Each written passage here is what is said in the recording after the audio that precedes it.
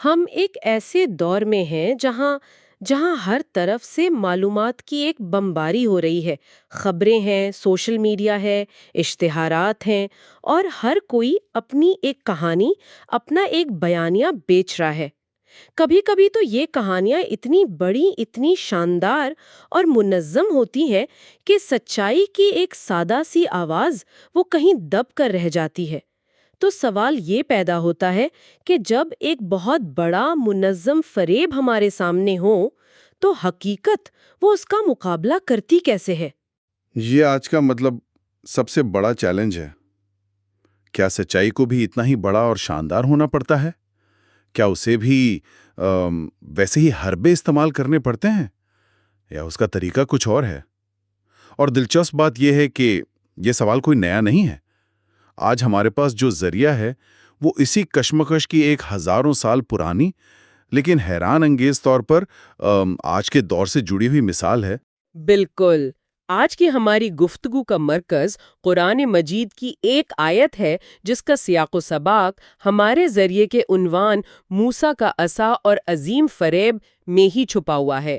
ہم سورۃ الاعراف کی آیت نمبر 117 کا جائزہ لیں گے۔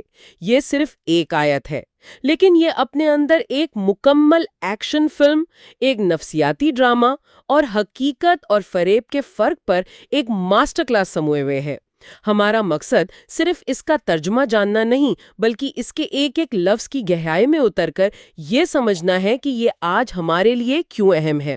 اور یہ بھی دیکھنا کہ الفاظ کی طاقت کیا ہوتی ہے، کیسے چند الفاظ ایک پورے منظر کی کایا پلٹ دیتے ہیں اور ایک ایسی حقیقت کو سامنے لاتے ہیں جو سب کو حیران کر دیتی ہے۔ یہ صرف ایک کہانی نہیں، یوں سمجھے کہ یہ ایک ماڈل ہے جسے ہم آج بھی استعمال کر سکتے ہیں۔ تو آئیے اس منظر کو اپنے ذہن میں لاتے ہیں۔ میں پہلے آیت کی تلاوت کرتی ہوں۔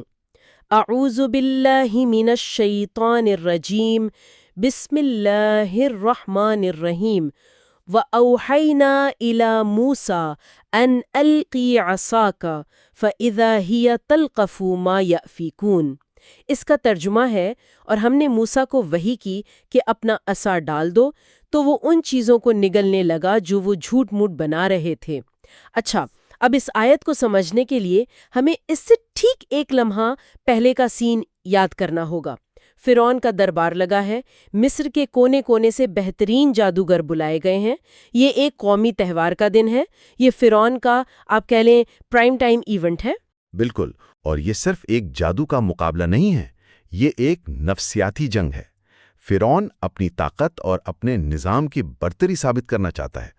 جادوگر اس کے نظام کے یوں سمجھیں کہ تصور بنانے والے ہیں۔ ان کا کام ایک ایسا نظارہ، ایک ایسا سپیکٹیکل تخلیق کرنا ہے جو لوگوں کے ہوش اڑا دے، انہیں خوفزدہ کر دے اور موسیٰ کی دعوت کی ساخت کو ختم کر دے۔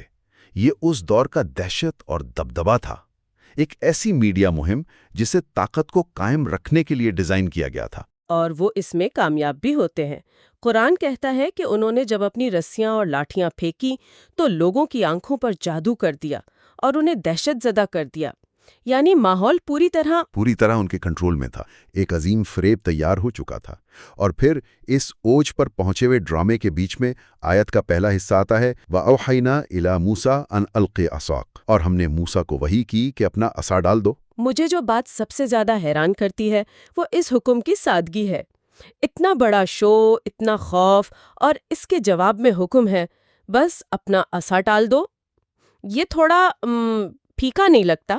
یہی تو اس کا کمال ہے۔ فریب کو اپنے آپ کو بڑا دکھانے کے لیے بہت اہتمام کرنا پڑتا ہے۔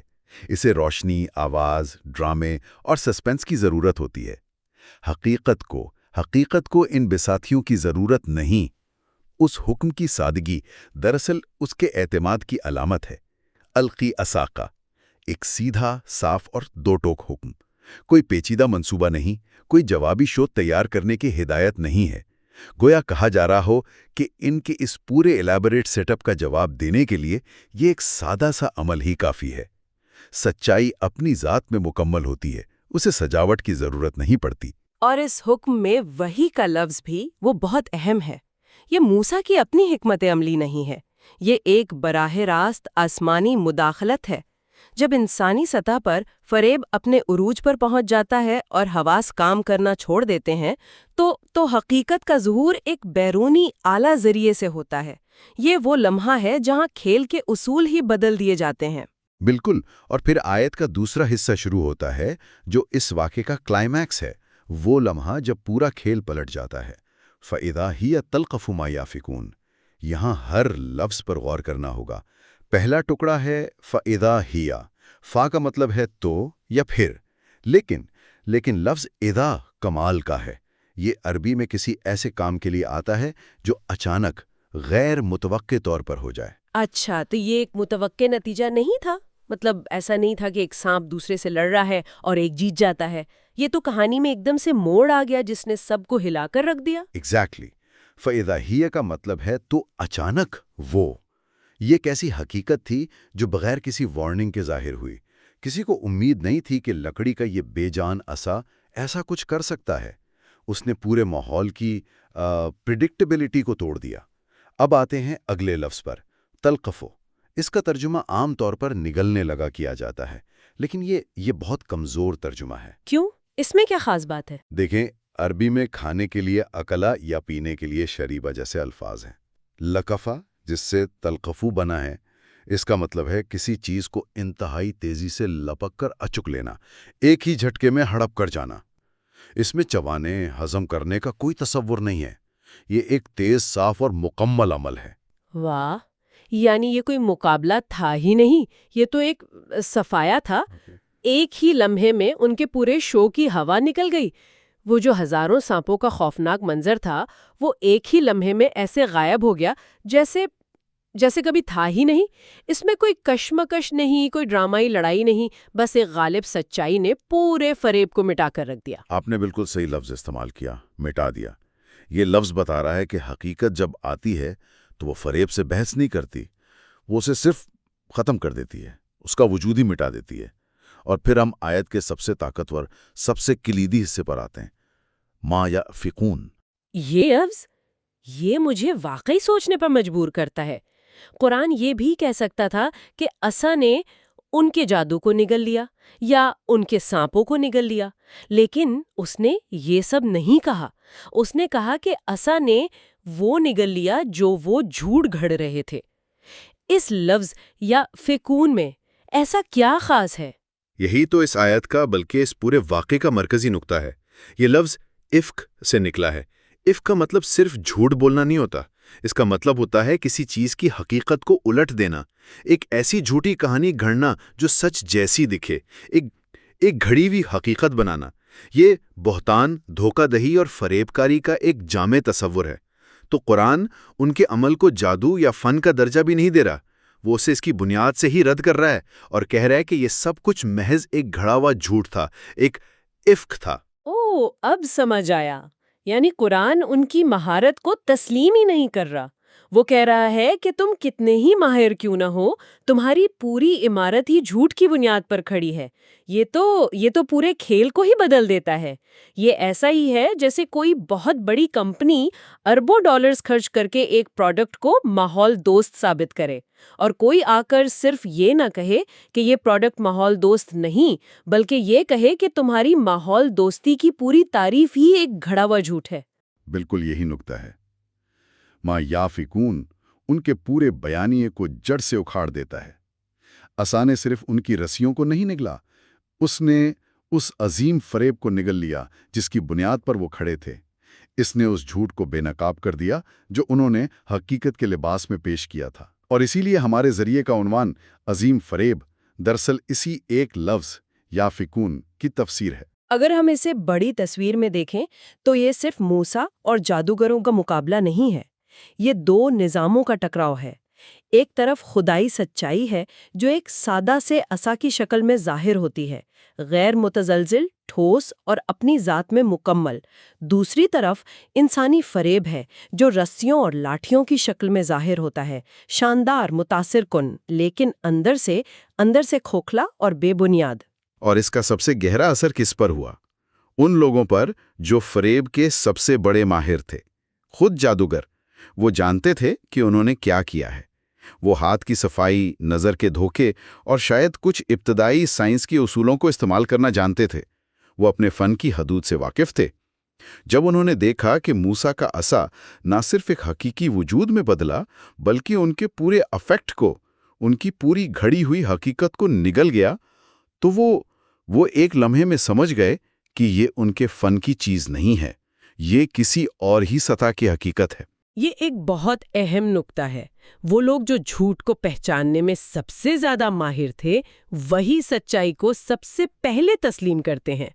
یہ ایسا ہی ہے جیسے ہالی ووڈ کے بہترین اسپیشل ایفیکٹس کے ماہرین کی ایک ٹیم اصلی UFO دیکھ لے، وہ 1 سیکنڈ میں جان جائیں گے کہ یہ CGI نہیں ہے۔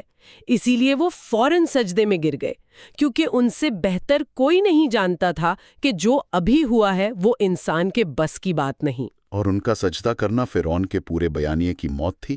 اس کے اپنے ماہرین نے، اس کے اپنے تصور بنانے والوں نے بھرے مجمع کے سامنے لائیو ٹی وی پر حقیقت کو تسلیم کر لیا۔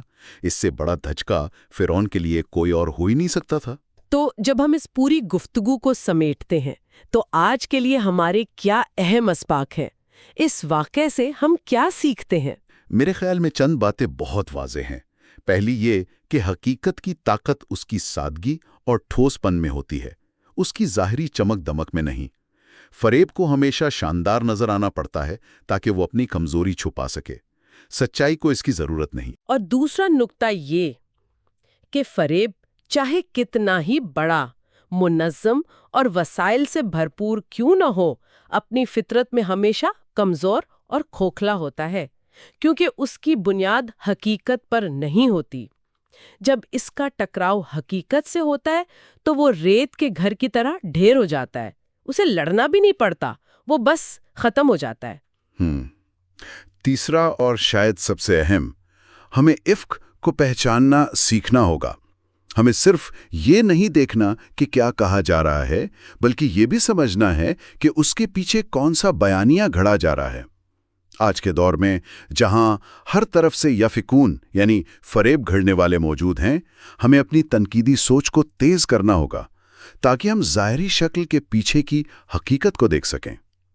تو موسیٰ کا عصا اس سادہ ٹھوس حقیقت کی علامت ہے، اور عظیم فریب وہ یافکون ہے، وہ پورا شاندار متاثر کن لیکن کھوکھلا شو جسے سچائی ایک لمحے میں نگل لیتی ہے۔ بالکل، اور یہ ہمیں ایک بہت اہم اور ذاتی سوال پر لا کر چھوڑتا ہے۔ وہ کیا ہے؟ دیکھیے، اس کہانی میں جادوگروں نے حقیقت کو فوراً پہچان لیا کیونکہ وہ اپنے فن یعنی فریب کے ماہر تھے۔ وہ اپنے شعبے کے حدود کو جانتے تھے، اس لیے جب انہوں نے ان حدود سے باہر کی کوئی چیز دیکھی تو فوراً سمجھ گئے کہ یہ سچ ہے۔ آج کے دور میں ہم اکثر ایک تماشائی ہوتے ہیں، ماہر نہیں۔ تو سوال یہ ہے کہ ہم اپنے اندر وہ مہارت کیسے پیدا کریں؟ وہ کون سے اصول، وہ کون سی کسوٹی یا وہ کون سا علم ہے جو آج ہمارے لیے عصائے موسیٰ کا کام دے سکتا ہے، جس سے ہم سچ کو جھوٹ سے اور حقیقت کو اس بریلینٹلی فیبریکیٹڈ فریب سے الگ کر سکیں جو ہر روز ہمارے سامنے پیش کیا